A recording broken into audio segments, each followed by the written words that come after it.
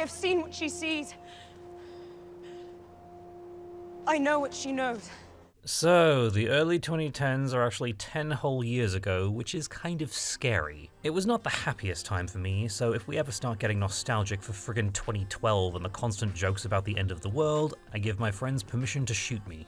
But I do want to put myself back in the mindset I was in at the time. I was one of many kids who had grown up with the Disney Renaissance and Lord of the Rings bringing fantasy films into the big budget mainstream. And by the time decade number 2 of the 21st century came around, I was obsessed with fairy tales. People who have seen me gush about Once Upon a Time and the charmed episode A Night to Remember are probably like, think I'm gonna have a heart attack and die from that surprise. But I had cannibalized the darker / maturer fairy tale retellings like The Company of Wolves, Snow White, A Tale of Terror, and The Tenth Kingdom. The middle one is definitely worth noting, because the idea of a darker Snow White retelling was very intriguing. I mean, the original tale is fairly dark on its own, and even Disney's version did not hold back. In the sleeping den. So when they announced a dark fantasy called Snow White and the Huntsman, I was here for it. Who will be my brother? Of course, I was not blind to who had been cast in the lead role. 2012 was the height of Twilight's presence in pop culture, or should I say the backlash towards it.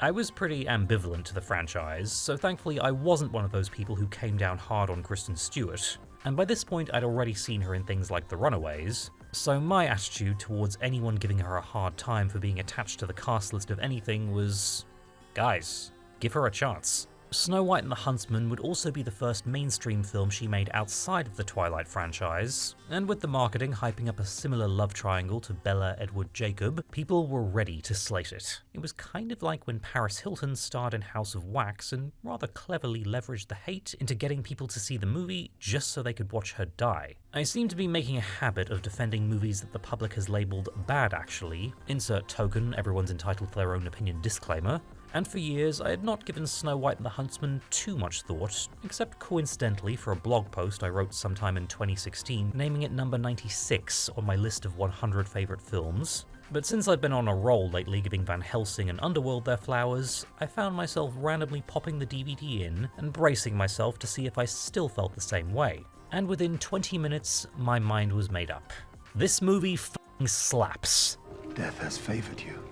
Death favors no man. But first, are we ready for a good old semi-relevant tangent? Snow White really is the ultimate fairy tale, isn't it? Or at least for me. Cinderella is probably the most popular fairy tale in existence, and we get a new retelling every few years or so, with its framework of an underdog rising above their station to achieve their dream, or at least earning their happy ending being a prime source of wish fulfillment. I don't mean that flippantly. Everyone loves to root for the underdog, and a well-done Cinderella retelling can be both pleasingly indulgent and quite relatable. Will you take me as I am? An honest country girl who loves you. Of course I will. Snow White, on the other hand, is really the dark twin of Cinderella. Both are the two most famous wicked stepmother fairy tales. Although the original Snow White had the queen as her biological mother, both involve an innocent young woman being put through absolute hell, and enduring said suffering is rewarded when a handsome prince comes to whisk her away to a better life. And while Snow White does have an optimistic ending where she's cured of the poisoned apple and marries the prince, the story is ripe for far more psychological interpretations. What would Mother say if she could see me now? I mentioned Snow White, A Tale of Terror before, and honestly, this tangent is partly motivated by the chance to talk about it.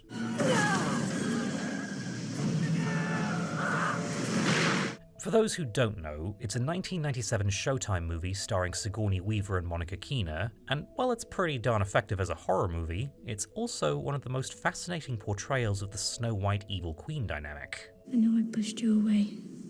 From the beginning. The queen analogue here is a noblewoman called Claudia Hoffman, who actually starts out quite benevolent and eager to love her new stepdaughter Lily. But the girl is unsure about having to share her father with a new woman, and is especially suspicious when her nanny dies while looking into Claudia's magic mirror, so she rejects any attempts at closeness as the years go by. Lily, why must we struggle so? She has a wake-up call when Claudia suffers a miscarriage and attempts to mend the rift, But by then, Claudia has become convinced that she will always come after Lily and her biological mother in her husband's affections, and the news that she won't be able to have any more children, coupled with her noticing how she's aged, causes her to snap completely. You have no heart. That's too simple. It may have a few storytelling gaffes and an underdeveloped love triangle, but it's an example of how to add these layers to a classic tale in a more effective way than the Wicked or Maleficent strategy of, hey, look, they weren't really evil, it's this person's fault, which is why it still holds up. Good journey, little princess. It also touches on issues like how society views women as disposable once they can't have children, and how destructive grudges can be in the long run. And A Tale of Terror was made way before most of the revisionist takes that are more famous now, and I wouldn't be surprised if Snow White and the Huntsman kept an eye on how it told its story, especially since both films put Snow White in a love triangle between her prince and a more rough-around-the-edges commoner with a deceased wife. The film actually opens with the very prologue of the fairy tale, wherein a queen pricks her finger and wishes for a daughter with skin white as snow, lips red as blood, and this time hair as black as the raven's wing because Ebony is so last season. When the queen, who awkwardly is played by director Rupert Sanders' then wife,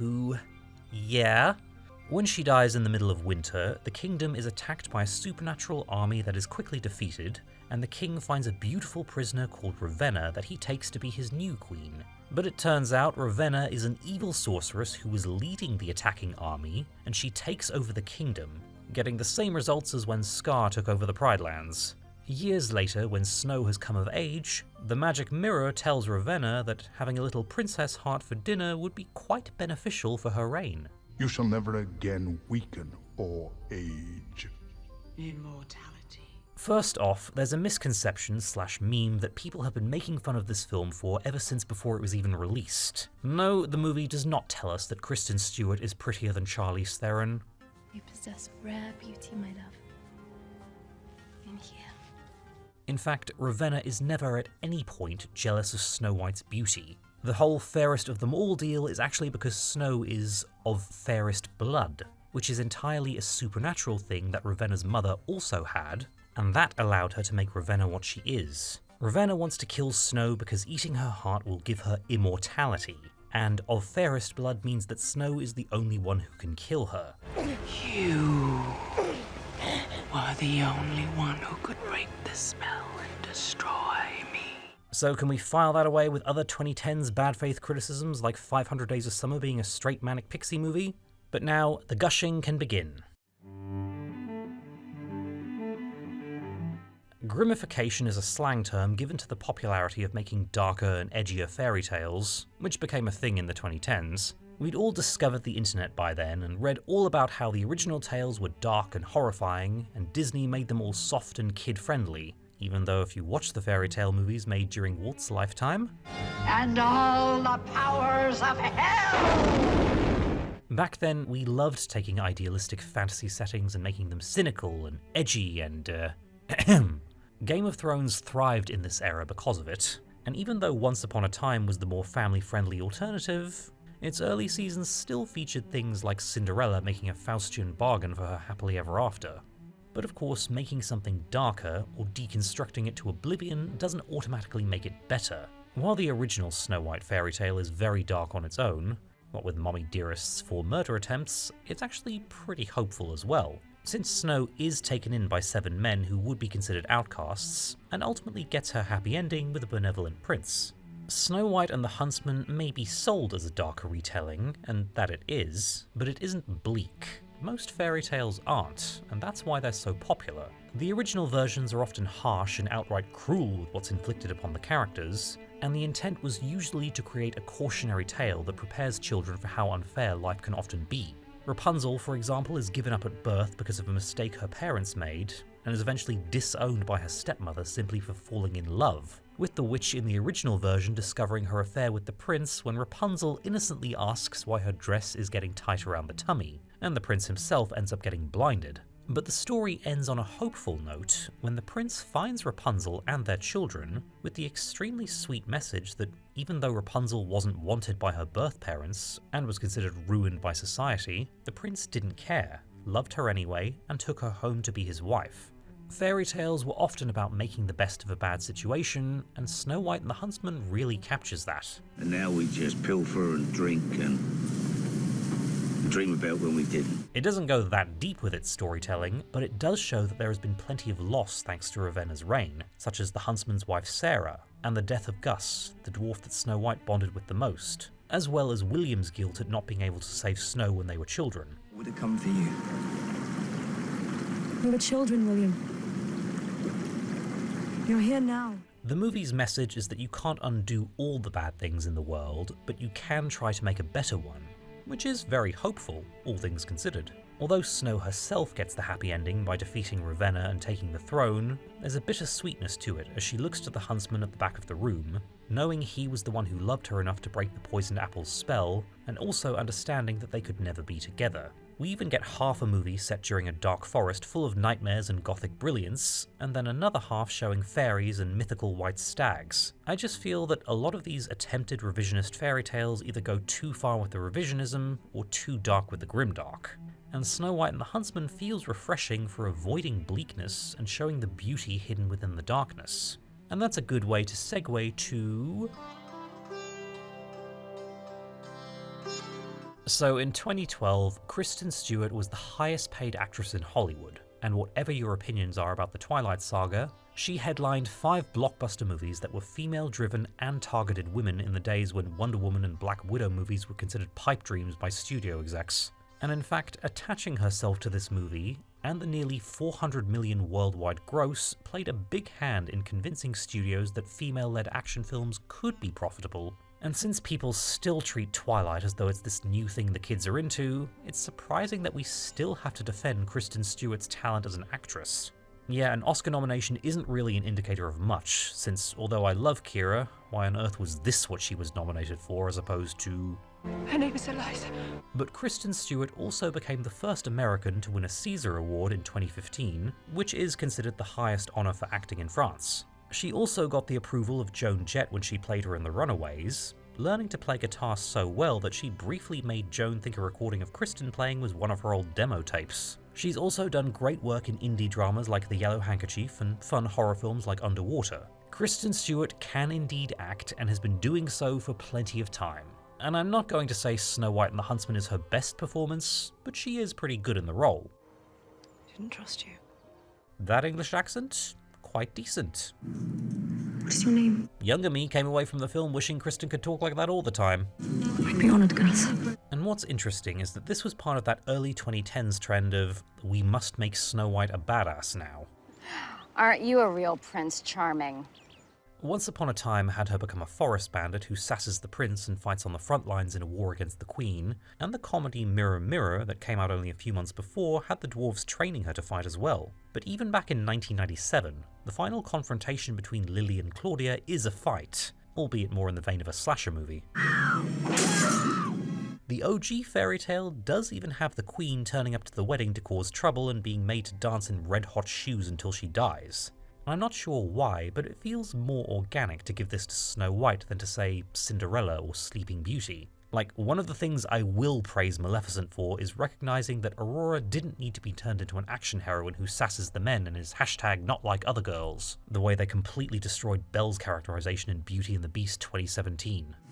So we follow you, princess, in life and in death. I just really like the hero's journey they give to Snow White in this film.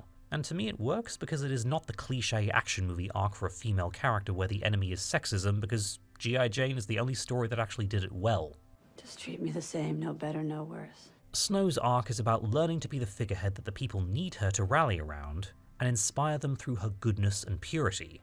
The movie shows that of fairest blood is someone who, despite having lost both her parents and being locked in a tower for years, will still comfort a scared young woman in the next cell and try to free her as well even when her life is in danger. Someone who, despite being a princess, will take care of a young peasant girl, or share a dance with a dwarf who doesn't think he's good enough for her, or while being hunted by the queen's men, she'll still try to rescue innocent people from a burning village, and shed tears for the death of someone she barely knows. And even when having to kill Ravenna, despite everything the woman has taken from her, she still shows compassion, and that's an arc I enjoy. I also like that the movie dispenses with the tomboy princess trope that had already become so overused that Brave was deconstructing it the same year. I am the queen. You listen to me. And it even has a thought political intrigue as well, however mild, that Snow has to rally people together and forge alliances to challenge Ravenna because, well, she's been locked in a tower for years and had only basic self-defense training. Expecting her to win the war herself would be a level of optimism I wish I could aspire to. I can kill her. What makes it work for me is that she has to fight Ravenna personally because she's the only one who can kill her. Director Rupert Sanders had this to say: "Warrior Princess is something that's external rather than internal to the character. She wears a suit of armor, but she's not suddenly Bruce Lee's adopted sister. She is wearing armor for protection, and she has to kill a queen. She's not beheading people. She doesn't suddenly acquire these skills. She knows she has to kill someone, and that is aberrant to her. That sword lies very uneasy in her hand." I even think the love triangle aspect, although somewhat underdeveloped, is still pretty unique. William, the Prince Charming figure, is destroyed by guilt at first by thinking she was killed when Ravenna took over, and then shame that he wasn't able to rescue her, making his attraction to Snow more of loving the idea of her, and his kiss not waking her up because they haven't had a chance to recontextualize their relationship as adults. And what's interesting about the Huntsman's kiss being what wakes her is that, in early plans, the Huntsman was not a love interest. The likes of Tom Hardy, Viggo Mortensen, and Hugh Jackman were in consideration, making the Huntsman a surrogate father figure, and the kiss that wakes Snow would be an example of found family love. We were really big on that in the 2010s, but it was 2007's Aquamarine that got there first. Because we love you, Aqua. We do? I love this Snow White because she feels like a character, and not the result of writing by committee or endless focus grouping. It's a shame that the industry has changed so much in only 12 years that this kind of simple characterization feels refreshing. But speaking of refreshing, since for the entirety of the 2010s, daring to say something positive about Kristen Stewart was basically sacrificing your credibility, the narrative formed that Charlize Theron was the only reason to watch Snow White and the Huntsman. How is it that an innocent young girl makes a fool of my brother? I wouldn't say the only one myself, but I would agree that she is a huge draw. If she'd had a sword, she'd have taken my kingdom. Cast an actress as the evil queen in a Snow White movie and watch her have the time of her life. Sigourney Weaver's take in A Tale of Terror might be sympathetic, but she's still having a ball when it's time to be the bad guy. Diane Wiest as the Queen's successor in the 10th Kingdom is not the first person you'd think of, but boy does she make you believe it. Regina may have been slightly one-dimensional in Once Upon a Time Season 1, but Lana Parrilla's charisma speaks for itself. And in her action roles, Charlize Theron is usually cool, steely, and understated, so I welcome the chance to see her go for it. You will do this for me, Huntsman! I wouldn't call this camping it up, because she is taking this dead seriously, in the Faye Dunaway Mommy Dearest style, which I mean is a compliment to the acting, the on-set behaviour being another matter entirely. You would kill your queen. Charlize plays Ravenna as an insane woman, someone who lost her humanity a long time ago and is so consumed with, well, consumption, that she thinks of nothing but conquering kingdoms and staying young and beautiful forever so she can keep doing so. A woman stays young and beautiful forever. The world is hers. Her performance is fun, but also refreshing in the sense that it isn't the sort of gleeful fun Richard Roxburgh is having in Van Helsing, because it's not that kind of movie. Charlize's performance reminds me of more than one person I've known in my short life, and it's far more motivated than just chew the scenery here. Look at the first mirror scene.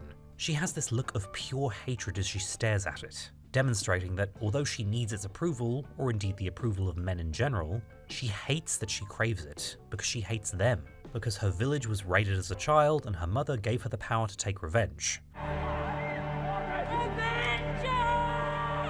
I mean, as far as tragic evil queens go, this is adequate depth and backstory for this sort of movie, although it's interesting for me that this, Once Upon a Time, A Tale of Terror, and even the 10th Kingdom all have their evil queens inheriting something from their mothers. Regina's mother killed her stable boy lover for some extreme helicopter parenting. You're going to be queen. Claudia's is said to have been shunned by society, and it's implied that she would resent Claudia for trying to fit into it. And Christine was a mentally ill woman who was conditioned and mentored by someone who knew exactly how to use her. In each case, she's contrasted with a young woman who grew up without a mother, but still had that loving influence of a father.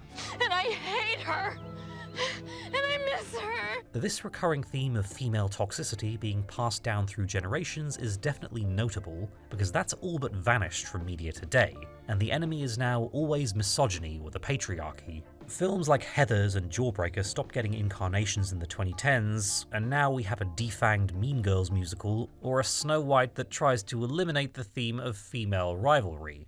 Giving Ravenna this characterization and motivation feels like something from a completely different time.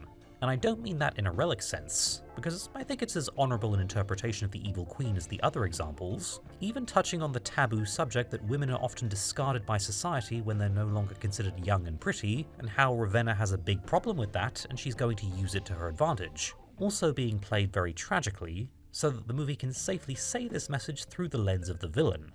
Men use women. They ruin us. Ravenna is a female supervillain with actual character and depth, without feeling like a Draco and Leatherpants fanfiction brought to life. And things changed fast, since Thor Ragnarok came out only 5 years later, and for all the hype of Hela being the first female villain in the MCU, she feels so generic and underused, memorable only because she's played by one of the greatest actresses of this age doing a lot of heavy lifting. Whoever I am, did you listen to a word I said? Ravenna at least feels like the writer made a choice, the director took a gamble, and everyone said to hell with the people who might not like this, and I can respect that. When they are finished with us, they toss us to their dogs like scraps. In a weird way, Ravenna feels shockingly relevant to me now in a way that she didn't in 2012. Society is so achievement-based, and we become even more obsessed with consumption until everything is bled dry that I watch The State of the Kingdom after Ravenna takes over and I'm like, I feel you folks. And I'm only half joking. But considering how we spent so long with the repetitive stories pushing that female characters have to be ruthless girl bosses and nothing else, what we portrayed as a villain in 2012 is more likely to be presented as the ideal now, and that's honestly pretty darn depressing. Like, people worship Miranda Priestley as some kind of aspirational figure. You want the unpublished manuscript? Well, we know everyone in publishing. It shouldn't be a problem, should it? And the message of Snow White and the Huntsman doesn't say women in power bad, just that we shouldn't have a bad woman in power, or indeed any person, since there's also the king that sacked Ravenna's village. I also can't help but think that some of the bad reception towards this movie came from the fact that it was unashamedly a story touching on these very feminine issues the way Barbie did last year. Like, Ravenna's story is pretty applicable to real-life female toxicity that movies are too afraid to portray anymore, because these days the Plastics and the Heathers of the world run Tumblr blogs and try to cancel anyone they deem problematic. Seriously, there's an entire village full of women who choose to scar their faces to protect themselves from Ravenna, using them to keep herself young. They have to disfigure themselves so that the resident mean girl doesn't see them as a threat, and the narrative encourages us to root for the woman who views them as people and equals. And the movie also lets Ravenna be a massive hypocrite like all the best villains such as Thanos and Killmonger by preaching about how awfully men treat women, and then she uses them to enhance her own power. Do you remember when we were children begging for scraps? Yes, sister. Am I not kinder?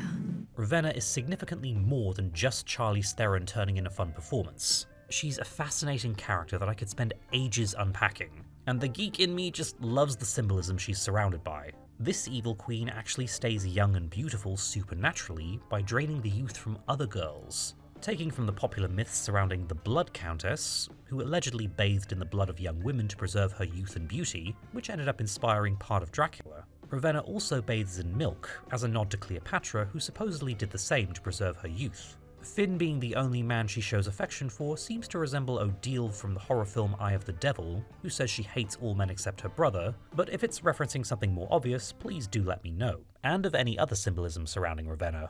Moving on.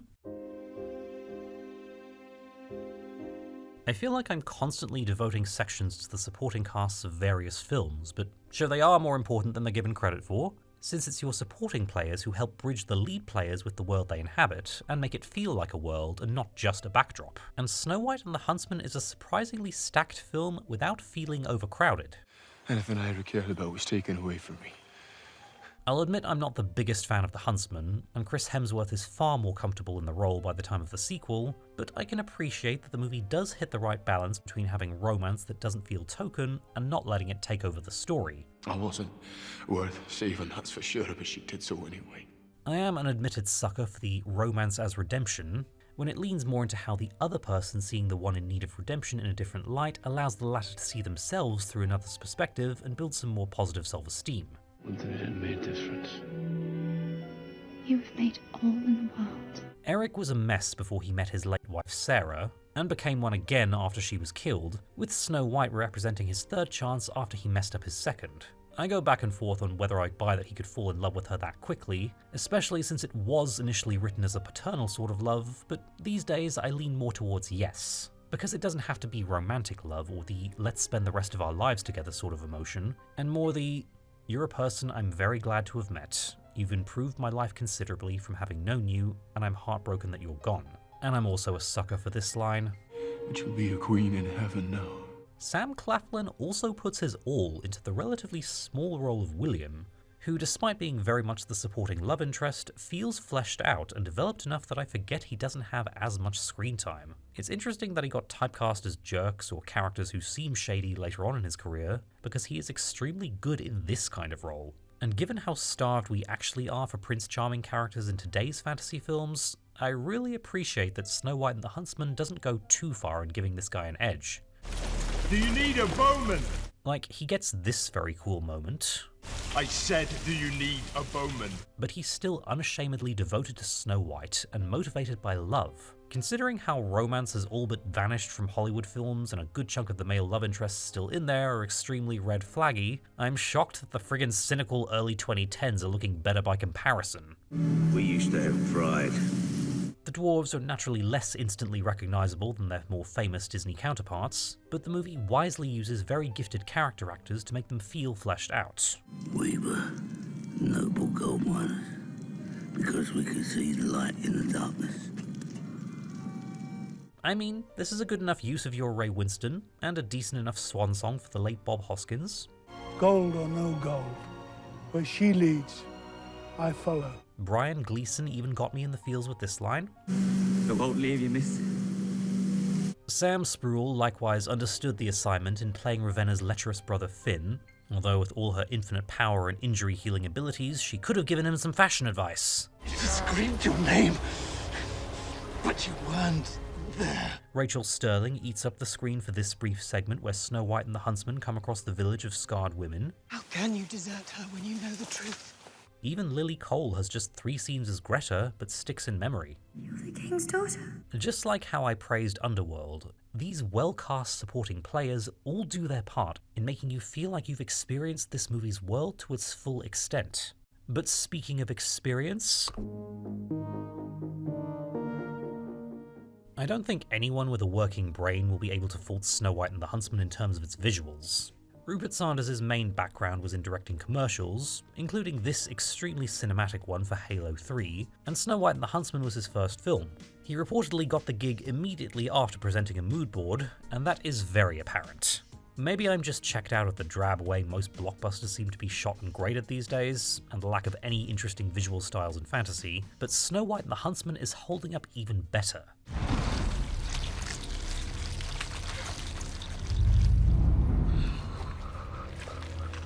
Dark Forest is the absolute peak of this film's visual flourish. A location that is primarily black, grey and muddy, and yet it is so bold to look at. Look at these shots for the river village scenes. And any sequences in the snow, especially the opening. Granted, the movie doesn't do light imagery as strongly, since I'm not as bedazzled by the fairy forest as I am for, say, The Lion, the Witch and the Wardrobe, but I appreciate the nod to Princess Mononoke all the same. The beachside castle likewise feels like an unconventional location choice, and lends itself to a very thrilling sequence of the Duke's army riding towards it through the incoming waves. All practical locations and constructed sets that can be lit and shot in a variety of ways. I can accept Van Helsing feeling like a movie from a different time since it was 20 years ago and CGI was still quite prototypical, but this is only a decade ago. I'm watching real people sword fighting in an actual room, and the only CGI is used to enhance. And look, I'm far from anti-CGI or claiming that this movie is either, because all the effects in this film are fantastic. I stand these soldiers made from broken glass, and this choice for the magic mirror to turn into a talking massive molten gold. Not to mention everything about the Dark Forest. This movie has its influences and shouts them out very obviously, a low never-ending story, but everything feels so unique. The costumes are spectacular as well, and you bet that with this being the first live-action Snow White with a $170 million budget, they did not skimp on the evil queen's wardrobe. Her gold wedding dress sticks out the most for me. Why weren't you paying attention, live-action Beauty and the Beast? This black and white number is also very... I know I already used the word spectacular, but that's what it is. Snow White's costumes are obviously on the simpler side to convey the inner beauty theme, but simple ain't bad. Her white dress here is beautiful, and her red coronation dress is also nice. Not sure about the short sleeves though. I'm a sucker for good-looking armor as well. Everything about this movie feels like it has the director's unique voice attached to it, and that we're watching a Rupert Sanders creation, as opposed to something made by committee, intended just to be content hitting a deadline. I'm supposed to be talking about a film I love, and yet I'm just depressing myself thinking about how rare it feels to get something like this nowadays. But I'll rejig myself by just happily gushing about how well directed some of these scenes are. The entire sequence of Snow White discovering the nail, escaping from her cell and fleeing the castle, all the while guided by these magpies, I can remember knowing I was going to love this film as soon as this part unfolded. I even kinda sorta dig the rousing speech, even though not a lot of other people do. I know that light burns in all of you! It's not exactly Elizabeth Swann's... They will hear the ring of our swords and they will know what we can do! But it works for me, as does this entire movie. People really love to downplay just what a success Snow White and the Huntsman actually was when it was first released. Critics and audiences were united in their disdain, although critics with less apathy towards Twilight were slightly warmer in their ratings. But this thing was a near 400 million worldwide hit. And remember that this was the era of Black Widow and Wonder Woman not getting their own movies because women's superhero movies didn't sell. And this didn't go for the gender-neutral title like Tangled or Frozen to avoid being considered a girly movie. People love to hold the affair scandal over Kristen Stewart and use this movie as a scapegoat to prove why she couldn't cut it outside the Twilight franchise, but the movie was very profitable, and she was still being cast in mainstream projects like American Ultra, Charlie's Angels 2019, and Underwater, which is insanely underrated and should be checked out stat. And sometimes you have to stop feeling, start doing. Her preference for more artistically challenging roles in indie films meant that she could pursue the career she wanted with the financial security from Twilight and roles like this.